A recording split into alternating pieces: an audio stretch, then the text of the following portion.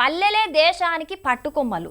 గ్రామ స్వరాజ్యం సాధించినప్పుడే దేశం బాగుపడుతుందని గాంధీ మహాత్ముడు ఎప్పుడో చెప్పిండు. ఇక దేశానికి స్వాతంత్రం వచ్చి గిన్నేళ్ళైనా ఇంకా పల్లెలు లెక్కనే ఉన్నాయి.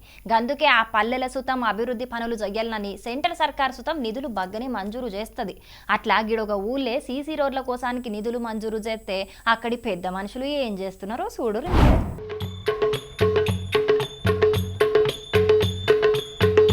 ఏమున్న దీంట్లో సీసీ రోడ్డు మంచిగానే వేస్తున్నారని మీకు అనిపిస్తుండొచ్చు గాని సీసీ రోడ్డు వేస్తున్నది ఊళ్ళెనో జనాలకు అవసరం ఉన్న జాగాలనో కాదు. ఈ సీసీ రోడ్డు వేస్తున్నది ప్రైవేట్ వెంచర్లా. అవునుల్లా సెంటర్ సర్కార్ విడుదల చేసిన ఉపాధి హామీ నిధులతోని బాజాప్తగా ప్రైవేట్ వెంచర్ల రోడ్డేస్తున్నారు. అధికారం మా చేతులున్నది, మేం ఆడిందే ఆట పాడిందే పాట అన్నట్టుగా ఏకంగా 60 లక్షల రూపాయల సర్కార్ నిధులనే సొంతానికి మళ్లించుకున్నారు. మరి ముచ్చట బయటకత్తే ఇజ్జత్ పోతదన్న భయం సుతం లేకుండా నిస్సిగ్గుగా గీ పనిచేసిండ్రు.